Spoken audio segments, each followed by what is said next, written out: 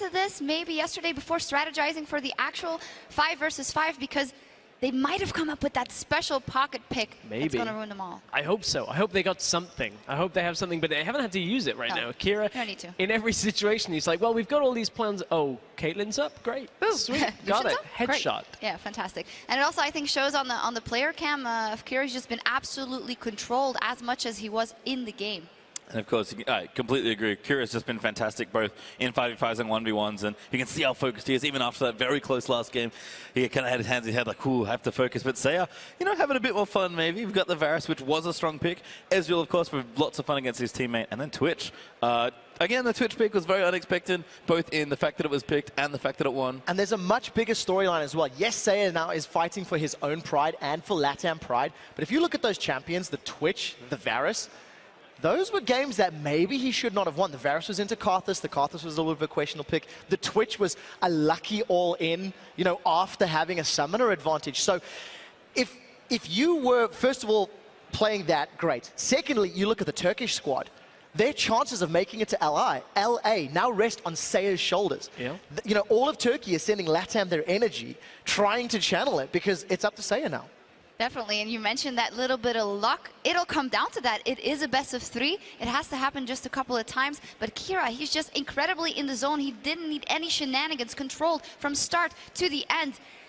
I really feel like he's going to do it. Yeah, I just see him make so few mistakes when he plays. Yeah. Which is just crazy. Like, again, we even saw when I was casting the 1v1s, it's just like every juke's on point, every little mechanic. He knows the health relic timing. Like, he just got everything. That previous fight, though, or the previous game, the Lucian Cassio, I was a little nervous because I think he was riding the edge of aggression. He had such a massive CS lead. If it were me, I would have backed off and I would have taken the Yamato approach, just gone for the farm, play it safe, you know, chicken style and play for the safe objective. But Kira was looking for the kill. He does have that death note. He's writing the names one by one, as Stress alluded to.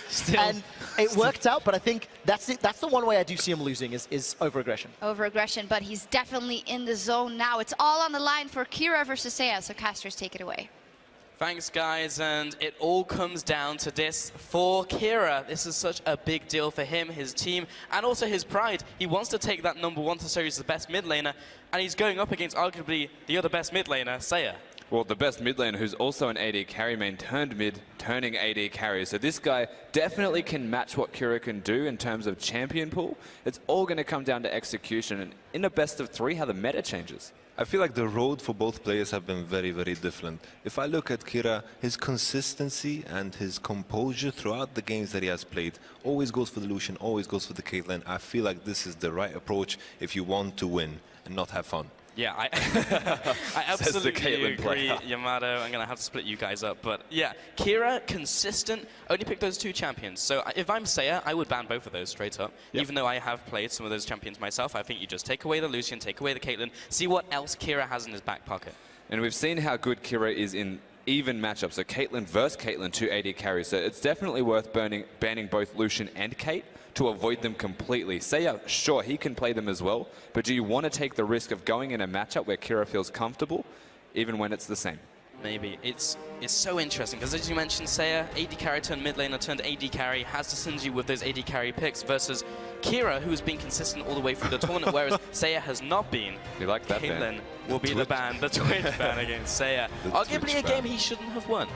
For sure. I remember it was, I think it was against the Draven. The Draven took 2 turret shots in an all-in.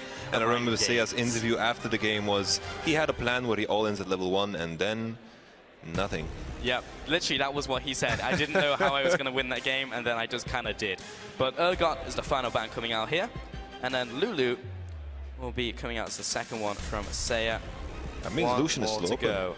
Lucian, yeah, that's a big one. We could see a Lucian mirror if he doesn't ban it here. I think he should ban it here. It's very important. Or just not. There. Okay. Okay. Well, Kira, it's instant locking Lucian. But the advantage Seiya has now, he knows. Yeah. He knows. Okay. Do you guys know of any counters to Lucian that would decimate him in the 1v1? I want the Zed to come out. Maokai. I agree with Xin Zed. Zhao. Zed is so perfect, can last sit under the towers very easily, can queue the minions up until his level 6, and at level 6, with 2 offensive summoners, can just get in there and get dirty. Bard is pretty sick Bard too. Could be good. I'd like a Bard or a Zed. I'm Or always going to Maokai. say Garen with Mark. Like, I Garen stand with by Mark. that. Would that work against Lucian? Because he'd dash away from you as soon as he sees it. Or you could level 6. Hello. Oh, Malzahar locked in. Is this going to be AP or AD? I would have to say AP. If he gets to a later stage, you could consider like a Last Whisper type of build, given the itemization doesn't have brutalizers now. Could go for Dirk. I feel like AD is the correct choice because before the minions spawn, he can just Q, get his passive going, and as soon as the wave hits, he can push very efficiently. The question then is always going to be the level 6 all-in though. Being an AD Malzahar, you don't do as much damage. You're reliant on mana and cooldown, which you generally don't get from your items. Fingers crossed for Doran's Blades. That's what I'm saying. I want to see an AD Malzahar. So Kira, first item QSS, is that what we're looking at? Probably, actually, yeah. It's a Malzahar. You can't cleanse it. If he doesn't win at level 6 and there's a QSS, it's going to be very hard. Yeah. I think the key part behind going AD Malzahar and why it's particularly good in the 1v1 is the fact that you have mixed damage. Yes. It doesn't allow AD carries to buy that Hex Drinker that we've seen time and time again winning games. I don't think we've ever seen anyone with a Hex Drinker actually lose. And that's the best part about a QSS buy. If Seiya forces Kira into going that, it's a lot of wasted stats besides the magic resistance. You need it for the active to get out of a Malzahar ultimate. But if he's going AD as well, then that's not actually the biggest problem. It's always going to be those Voidlings. You can't itemize really efficiently against hybrid Malz. Because he's going to be dealing the magic damage regardless from his abilities. Kira pushes up, gets the ward down. Seiya, as you guys mentioned, will be charging up the Q and now has the Voidling ready. So the Voidling is going to go to town on this minion wave, or even Kira if Seiya gets in range for a level 1 all in. So cheesy. I love it. Yeah. I love it. I don't care. I'm going to stop. We could just step away and just let Yamalu take it away and have the karaoke cast. Oh man, all right, so Seiya, he's probably going to take a very passive approach until he can stack up some Voidlings. I would imagine he almost has to go tier out of all champions. I actually don't dislike tier in this one. I think that's fine. Gives you extra mana just for those rotations. You probably want cooldown reduction as well, because you can get multiple Voidlings out in one rotation. The Voidling, though, gives him another CS. Yeah. I have 7 of them after the first wave. So there's actually a very delicate intricacy behind playing AD Malzahar, where you need to let your Voidling grow into a big, dangerous one before you actually engage, because then its damage just goes through the roof. Seiya is getting melted, and the grass with the Undying. Kira just absolutely destroyed him in that level 1. Strangely enough, Seiya has opted in for the Deathfire's touch. While I do agree it has some synergy with his kind of He's close space to dead debuff. already. Seiya's getting bodied. The Malzahar has merit. He still has summoners available, but the barrier and exhaust from Kira are both very defensive, and he's already pushing Seiya pretty much out of lane, which means, again, the first recall from Kira is probably going to be a Negatron Cloak with a Doran shield. He's going to go defensive and farm to 100. He's playing this very legit. Yeah, and landing the Qs. Kira is landing everything. He's played this flawlessly so far. Hasn't put a point in W, because it does negative damage. Maybe that's why it didn't interrupt the recall, because it just literally does so little damage. It heals them. Yeah. And Kira secures the relic as well. Seiya, okay, he's waiting for the minions to grow. There we go. Voidling is out. Whew. This could almost be a kill here if Kira had gone Ignite. Seiya would be dead. Yeah, that actually would have been. This is actually really bad. A lot of minions are about to crash onto the turret. Oh, the level disadvantage. Seiya is level 2. Kira's on level 4. He's in between the turrets. He doesn't give anything Single teamer. to Malzahar. Yeah, he doesn't give a single Voidling. And this tower's already down to below half health. Gonna be 1/3 by the time Kira backs off. And Seiya now comes back in. Thankfully, this is a best of 3. Yeah, So this would have been worst learn very final. quickly where he goes wrong. Playing Malzahar. What do you guys think? Are you guys expecting the Lucian ban? Yes. I know I am. We were expecting it before this game. Yeah. Gotta ban the Lucian, gotta ban the Caitlyn. You have to force Kira onto something that's untested in this live environment, because he would have had something behind closed doors, but we've seen how proficient he is with both of those champions. You just can't let them happen. Yeah. Kira still hasn't come back. Yeah, exactly. Kira's actually just very content where he is at the moment. I would imagine, again, it'll be that Null Magic Mantle with a Doran Shield, but he's playing this so legit, even taking all of the relics. Oh, plays the minion out as well, and the Voidling. Seiya now popping level 4. Guess the No auto mana. attacking. But yeah, Kira's out of mana. That is one big thing. Seiya does have his Ignite, however, and forces Seiya to use one in return. Double tap. He's taking a lot of damage from the minions, though. Has the barrier. Yeah. Barrier and Ignite are both there, but of course the mana waning on both champions. I think the minion stack's actually the biggest deal. Kira has to recall, he just wasted that Q. Yeah, he's playing with fire. I feel like Kira's approach simply because he's playing against a hybrid champion, funnily enough. I feel like he should just itemize into HP. Health is efficient against both schools of damage, so I feel like just going for the Giant's build after the Doran's item is the correct choice. That was actually fantastic. Me and Rusty just both looked at each other. The Q coming out to interrupt the recall. Seiya's now out of mana. Kira has enough for a Q. So what also just sparked in my mind as well is the Voidlings destroy turrets. If you can get a level 3, like a 3rd stack Voidling, and it can hit a turret when Kira's not there, it'll legitimately take it in a single wave. Yes, he absolutely could. Kira taking away this minion wave. The window for him to go back is so small now. Yeah. That is the lovely mechanic of the 1v1. One simple mistake to take it all back. Like 2 minutes ago, we thought it was completely over. Now Seiya has a chance. Level 6 now by Kira. Needs to get the relic. Yeah, it doesn't have the mana, and that was actually got RNG there by the E, the Malefic Visions from Seiya.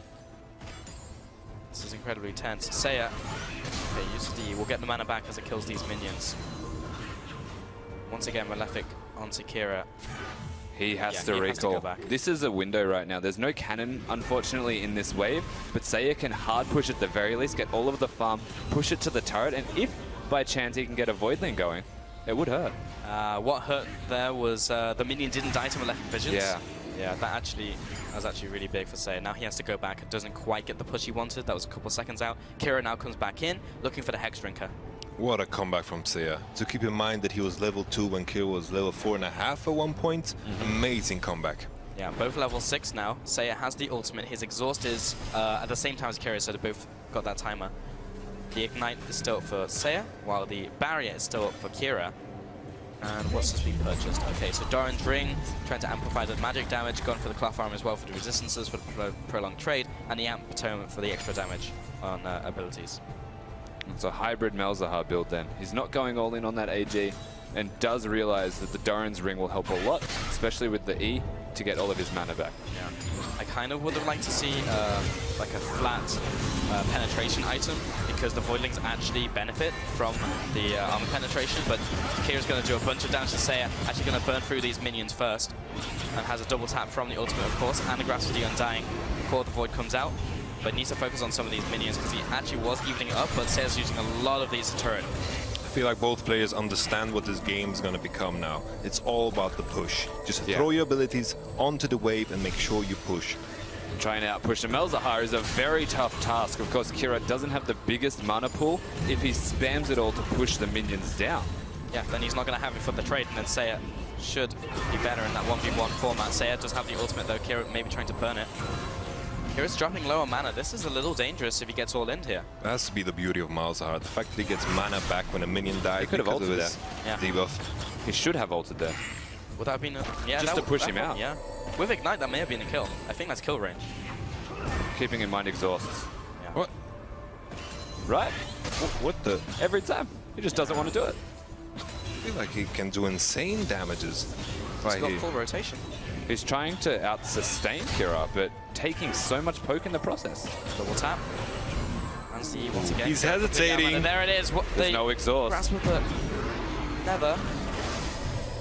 Kira securing this is a big deal. Has to go for the all-in. Lands the auto The attack. Voidling, what's the Oh! He gets it. First blood. Seiya forced it into the 1v1 of Kira, and Kira will take the first game.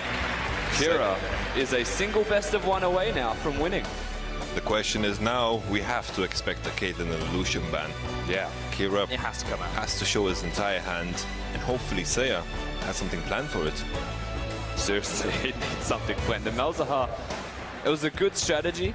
If you think about how it came about, he knew the Lucian was going to be locked in. He said, I can take this down, level 6 all in with the Malzahar. Another problem with that, though, is that you can see their champion before the game starts. You can adapt with your summoner spells, and you can change accordingly. It's exactly what just happened. Barrier and exhaust ready to go. Yeah, for sure.